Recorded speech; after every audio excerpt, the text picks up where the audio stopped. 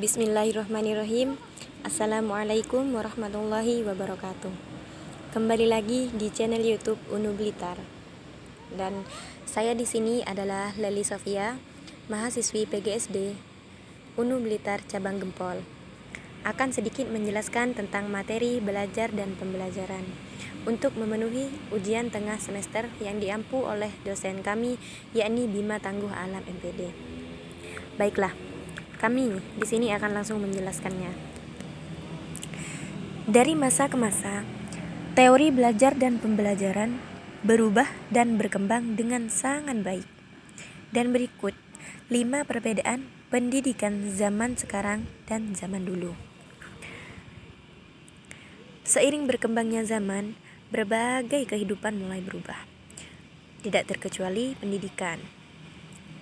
Siswa yang lahir di tahun 90-an pasti merasakan ada sejumlah hal yang berubah di kehidupan sekolah, baik itu dalam segi teknologi, pergaulan siswa, maupun metode-metode pembelajarannya.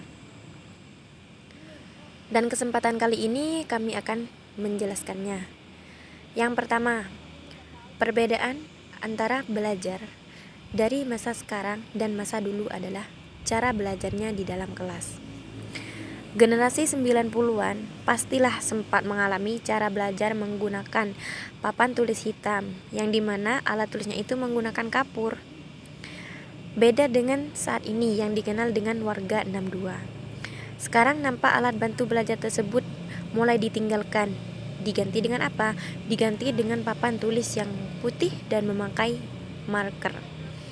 Bahkan sekolah modern saat ini sudah menggunakan teknologi canggih untuk kegiatan mengajar seperti proyektor dan laptop. Baik, yang kedua, tujuan dalam bersekolah. Rasa tanggung jawab, sopan santun, kejujuran, dan semangat belajar menjadi tujuan utama orang tua, guru, dan siswa di era pendidikan sebelumnya. Tapi sayangnya, entah mengapa, nilai-nilai tersebut kian mulai memudar. Kini, kita hanya mementingkan nilai yang tercampur di dalam yang tercantum di raport sebagai tolak ukur keberhasilan siswa di sekolah. Padahal, sudah sangat jelas kita ketahui, mau setinggi apapun angka yang didapat belum tentu mencerminkan kepribadian yang baik dan luhur pada siswa. Betul apa tidak? Mari kita pikirkan. Di zaman dahulu, orang tua dan guru selalu memikirkan tentang kesopanan, tata krama. Beda dengan saat ini, yang apa-apa semua dilihat dari nilai. Jika nilai tinggi, otomatis anak itu pintar, tidak peduli sopan atau tidak. Selanjutnya, yang ketiga, materi pelajaran dan status sekolah. Zaman sekarang, sekolah dibedakan menjadi beberapa macam. Ada yang berstatus nasional, nasional plus, dan bahkan ada juga yang internasional. Kurikulumnya pun yang digunakan berbeda, tergantung dari status dan akreditasi sekolah. Dan hal tersebut tentu seolah-olah mempertajam kesenjangan sosial di ranah pendidikan saat ini.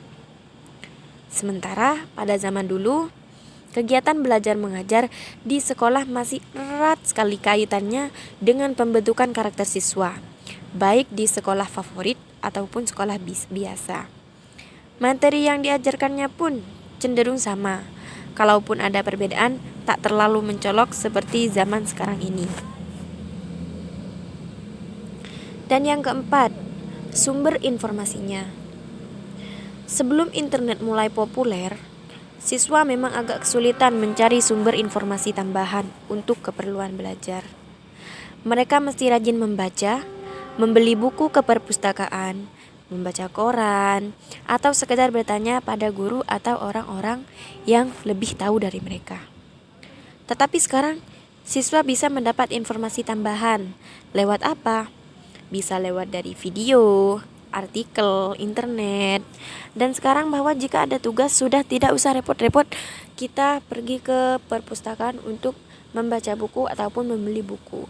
Cukup kita googling atau kita tanya ke Mbah Google saja sudah cukup. Berbeda, sangat berbeda dengan masa dulu. Nah, dan yang nomor 5 atau yang nomor terakhir yaitu adalah cara mengakses pelajarannya. Seperti yang sudah dijelaskan di poin-poin sebelumnya, zaman sekarang siswa dimudahkan internet untuk mengakses pelajaran.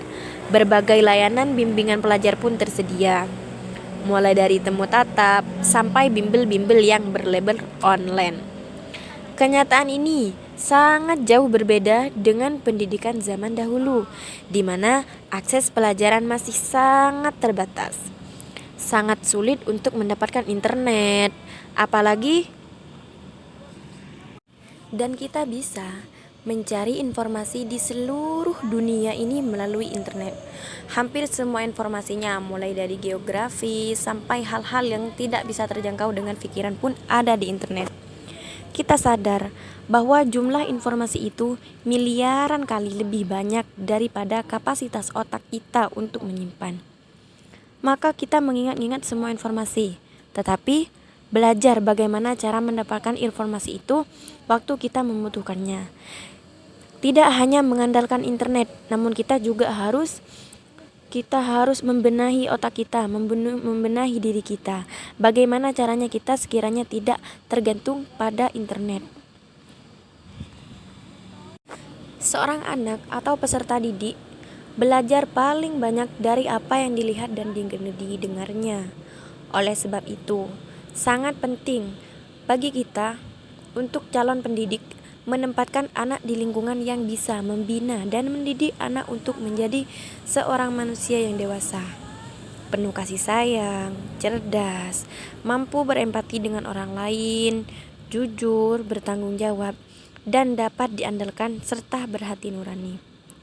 Sekali lagi, berarti faktor peranan keluarga, pendidikan formal dan informal, dan komunitas sangat menentukan. Tidak hanya membedakan antara itu sekolah favorit atau non-favorit, tapi kita sebagai guru, bagaimana cara kita mendidik mereka agar tidak hanya mengandalkan internet saja sebagai sarana informasi, tapi juga tahu bagaimana caranya mengasah otak. Dan tugas kita sebagai calon pendidik harus mengajarkan murid kita supaya tidak mengandalkan internet saja, entah itu dengan cara memberikan tugas kepada mereka dengan bekerja kelompok, supaya otak mereka lebih bekerja dan lebih aktif lagi. Cukup sampai di sini presentasi yang dapat saya sampaikan. Apabila ada kesalahan dari awal sampai akhir, kami mohon maaf yang sebesar-besarnya. Terima kasih.